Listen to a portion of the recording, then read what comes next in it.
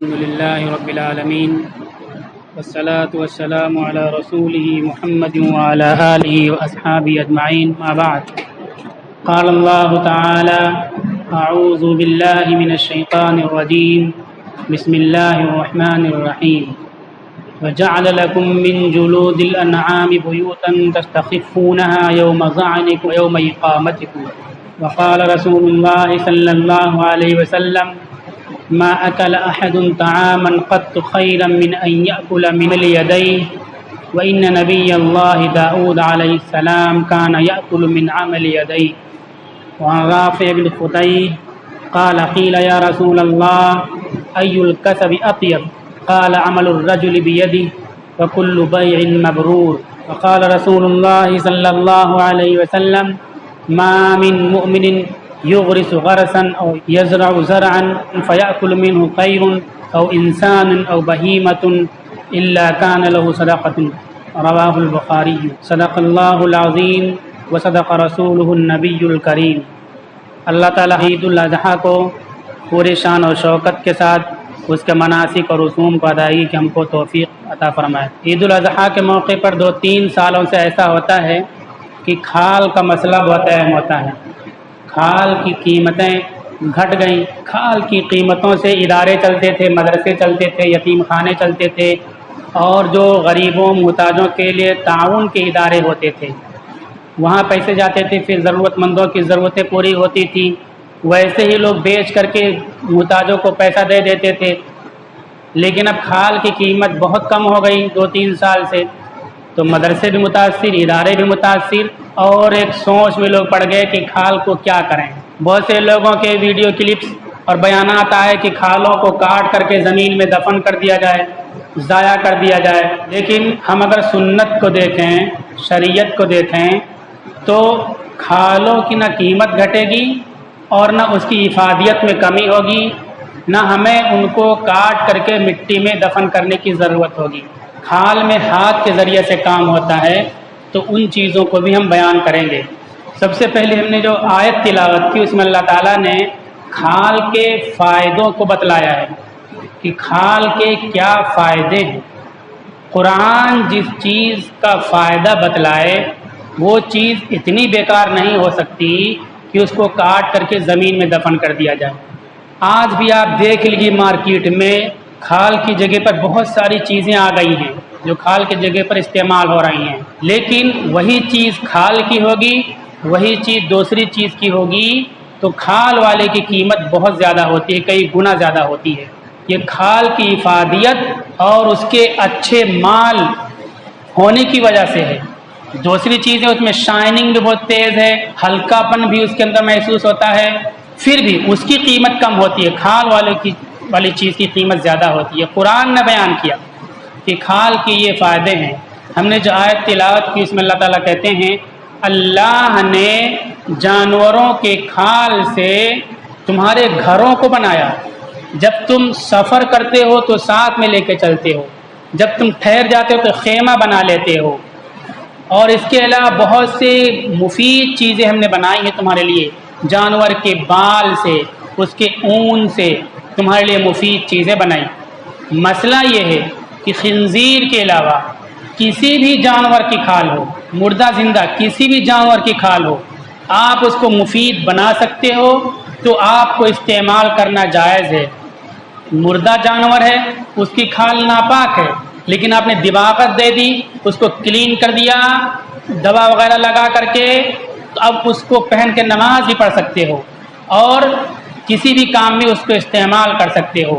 حرام جانور ہے، آپ کو اس کی کھال مل گئی، دباغت دے کے پاک کر لو. تو کسی بھی جانور کی کھال ہو اس کو استعمال کرنا جائز ہے، خنزیر کے علاوہ. اب ہم کو یہاں سوچنا ہے کہ کھال کی قیمتیں گھٹ رہی ہیں، دوسری چیزیں اس کی جگہ پر آ گئیں، تو کھال کی قیمت گھٹ گئی تو ہم کیا کریں؟ اللہ تعالیٰ کہتے ہیں کہ مفید چیز ہے، اب اس کی قیمت گھٹ گئی تو ہم قیمت کے چکر میں کیوں پڑے ہیں؟ قربانی کی کھال کے بارے میں مسند احمد کے اندر قربانی کے کھالوں کو مت بیچو، اس کی کھال سے فائدہ اٹھاؤ. اب ہم فائدہ اٹھانا جانیں گے تو فائدہ اٹھائیں گے، نہیں جانیں گے تو بیچ دیا، بیچنے کے بعد اس کا پیسہ صدقہ کرنا ضروری ہوتا ہے. آپ کے اندر فن ہے کھال کو صاف کرنے کا، تو آپ بہترین چیز اسے تیار کر سکتے ہو۔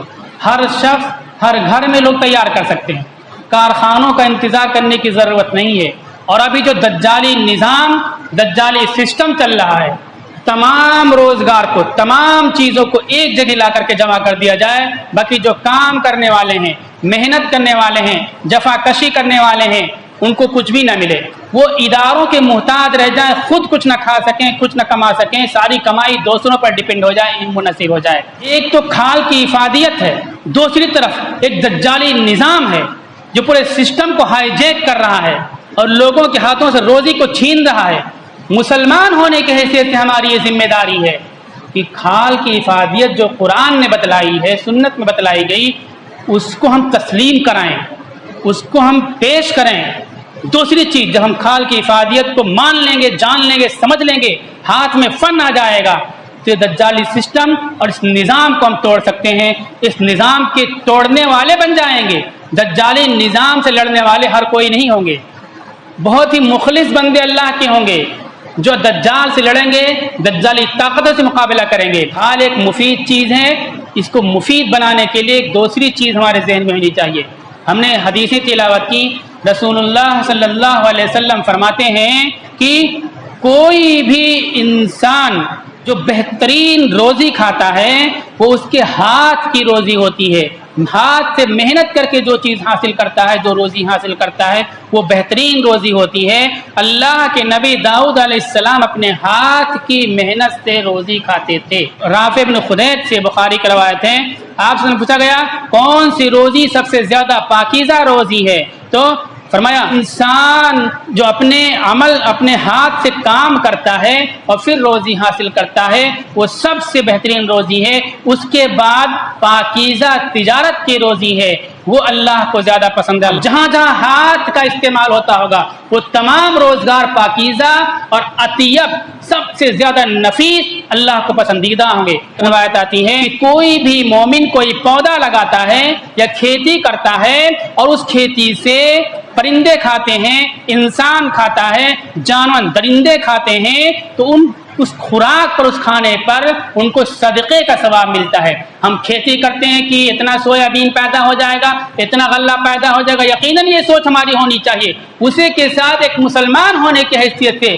جب ہم کھیت میں اتریں، دانا ڈالیں، کھیت کی مٹی کو کھودیں، تو سوچیں ہمارے نبی کا فرمان ہے، یہ سنت ہے، ثواب کا کام ہے۔ درندے کھائیں گے، چڑیے کیڑے مکوڑے کھائیں گے، پرندے دانا کھائیں گے، ہم کو ثواب ملے گا، بغیر محنت کے ہم کو ثواب ملے گا۔ غلہ تو ملنے والا ہی ہے، اس کا پیسہ تو ملنے والا ہی ہے۔ یہ سوچ مسلمانوں کی تھی کہ ہاتھ سے چیزیں ایجاد کریں گے، اس کو صحیح تیار کر کے مارکیٹ میں اتاریں گے، لوگوں کو فائدہ پہنچائیں گے تو ثواب ملے گا اور پاکیزہ روزی ہمارے پاس آئے گی۔ اسی جذبے، اسی سوچ کے نتیجے میں مسلمانوں نے جو چیزیں بنائی ہاتھ سے، آج بھی لوگ استعمال کر رہے ہیں۔ فاتح قومیں جو ہوتی ہیں، جیتی ہوئی جو قومیں ہوتی ہیں، وہ مفتوح قوموں کو جھوٹی کہانیاں پڑھایا کرتی ہیں، جھوٹی داستانیں بتایا کرتی ہیں کہ مسلمانوں نے کچھ نہیں بنایا، بالکل بیکار قوم ہے، پنچر چھاپ ہے۔ جو لوگ مسلمانوں کو پنچر چھاپ کہتے ہیں، جو لوگ مسلمانوں کو بیکار کہتے ہیں، ان کو میں بتا دوں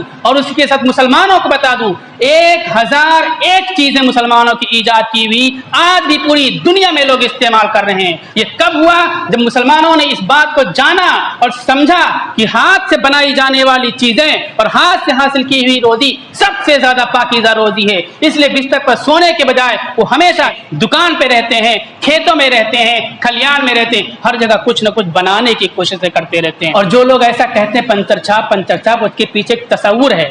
تصور یہ ہے کہ انہوں نے ایک سوئی بھی نہیں بنائی ہے، ایک سوئی بھی نہیں بنائی ہے۔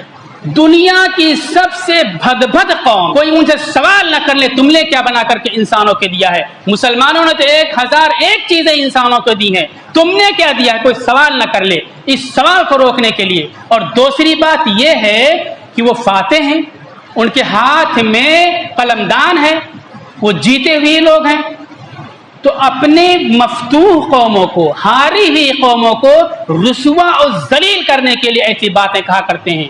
ہاتھ سے پنجر بنانا ہاتھ کی چیز ہے، یہ حلال چیز ہے، چوری نہیں ہے، ڈاکہ زنی نہیں ہے، فساد و دنگا نہیں ہے۔ لیکن ان کو رسوا کرنا ہے.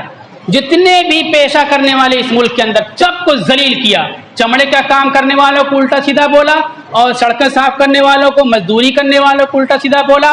ہر کسی کو ذلیل کرنے کے لیے, رسوا کرنے کے لیے کہ ہمارے غلام بھی بنے رہیں اور محنت سے جو کمائی کر رہے ہیں اس میں بھی شرمندگی محسوس کریں اور ذہنی طور پر نیچ و ذلیل ہو جائیں. اس لیے ایسے جملے بولتے ہیں. مسلمان کو ان دنگا جیویوں کے جملوں سے شرمندگی نہیں محسوس کرنی چاہیے, اپنے نبی کی تعلیم پر فخر کرنا چاہیے. داؤد علیہ السلام لوہے کا کام کرتے تھے, نوح علیہ السلام بڑھئی کا کام کرتے تھے, اور صحابہ کرام بھی بہت سارا کام کرتے. بات ہم کو کھال کے بارے میں کرنی ہے.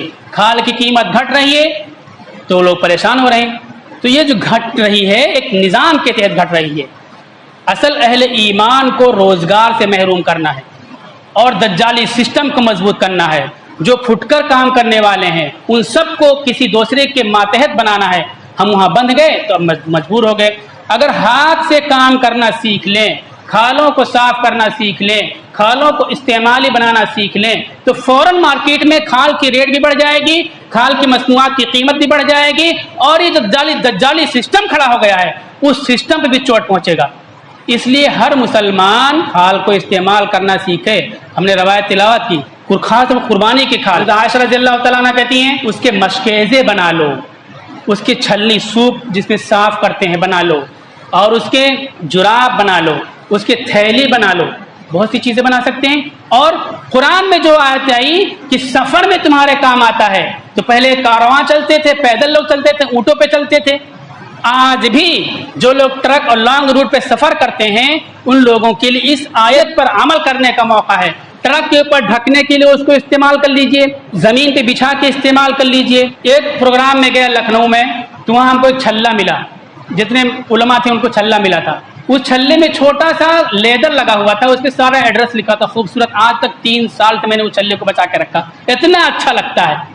تو مسلمانوں کی ذمہ داری کہ اللہ نے بتلایا ہے کہ کھال ایک مفید چیز ہے, اس کس طرح سے اس کو استعمال کر سکتے ہیں اس چیز کو غور کریں. سیٹ کا کور بنانا سنت سے ثابت, زین بنانا سنت سے ثابت, کور جھولا بنانا سنت سے ثابت, مشکیزہ بنانا سنت سے ثابت, ڈول بنانا سنت سے ثابت, جوتا بنانا سنت سے ثابت, چادر بنانا سنت سے ثابت, ڈھکنے کے لیے اوپر شیڈ کے طور پر استعمال کرنا سنت سے ثابت, زمین پہ بچھانے کے لیے کھال کو استعمال کرنا سنت سے ثابت. ایک سانس میں ہم نے اتنی باتیں بتا دی جو سنت سے ثابت ہے کھال کو استعمال کرنے کے لیے. اس کے علاوہ کن کن چیزوں میں استعمال کر سکتے ہیں ہر مسلمان غور کرے. اس کے بعد جو مسلمان کھال کے بارے میں جانتے ہیں وہ ویڈیو کلپس کے ذریعے سے لوگوں کو بتائیں اور سکھائیں کہ کھال کو کس طرح سے صاف کیا جا سکتا ہے. ہمارے نیچے قالین بچھی ہوئی ہے, اگر کھال کو اچھی طرح صاف کر لیں, لال پیلے جو رنگ کے کھال ہوتے ہیں تو اس کے بعد کھال کی صفائی ہوتی, بال نہیں گرتے ہیں, اس کو بچھا دیجیے, اس قالین کو بچھا دیجیے. وہ جو بال کے ساتھ کھال زمین پہ بچھی ہوئی ہوگی اس سے اچھی اور خوبصورت لگے گی. تکیے کا غلاف بنا سکتے ہیں, پلنگ پوش بنا سکتے ہیں, گاڑی کو ڈھکنے کی چیزیں بنا سکتے ہیں. لیکن یہ کب ہوگا جب ہم اللہ کے نبی کے فرمان کو, قرآن کے اعلان کو سامنے رکھیں گے. قرآن نے کہا کھال مفید چیز ہے, اللہ کے نبی کہا, نبی نے فرمایا اپنے ہاتھ کو استعمال کرو اور ہاتھ سے چیزیں ایجاد کرو, لوگوں کو فائدہ پہنچاؤ. اب ہم چمڑے کا کام کریں گے تو لوگ چمار کہہ دیں گے. ہم نے بتایا چمار کہنے والے اور رسوا کرنے والے کون لوگ ہیں؟ دنیا کی سب سے بد اور نیچ اور ذلیل دنگا جیوی قوم ہے جو دنگا کر کے کھاتی ہے. ایک چیز بھی جس نے نہیں ایجاد کی ہے لوگوں کو رسوا کرنے کے لیے. تو ہم کو ان دنگا جیویوں کو نہیں دیکھنا, اللہ کے نبی کو دیکھنا ہے. اب میں درخواست کرتا ہوں جو لوگ کھال کا کام کرتے ہیں ان کی دینی ذمہ داری ہے کہ ویڈیو کلپس کے ذریعے لوگوں کو آگاہ اور واقف کریں کہ کھال کو کیسے صاف اور کلین کیا جاتا ہے, کیا کیا کیمیکل لگتے ہیں آسانی کے ساتھ, اور اس کے بعد کھال سے کیا کیا چیزیں بنائی جا سکتی ہیں وہ بھی چھوٹی چھوٹی ویڈیو کلپس کے ذریعے لوگوں کو بتلائیں. اور ہر مسلمان کوشش کرے کہ کھال کو ہم استعمال میں لائیں گے, گھر کے استعمال میں لائیں گے. ایک مسئلہ اور جان لیجئے, کھال کو آپ استعمال کرتے ہیں تو آپ مالدار ہیں, غریب ہیں, استعمال کر سکتے ہیں. آپ نے کھال کی ایک اچھی چیز بنا لی, تکیے کا غلاف بنا لیا, کور بنا دیا, گاڑی ڈھکنے کی چیز بنا دی, تو آپ کسی کو ہدیہ دے سکتے ہیں, امیر کو بھی دے سکتے ہیں, غریب کو بھی دے سکتے ہیں. مسلمان کو بھی دے سکتے ہیں، غیر مسلم کو بھی دے سکتے ہیں۔ جب وہ پیسے میں کنورٹ ہوتا ہے تو پیسہ صرف غریب کے پاس جائے گا، لیکن جب تک کھال پیسے میں نہیں تبدیل کرتے ہو آپ اس کو استعمال کر سکتے ہو۔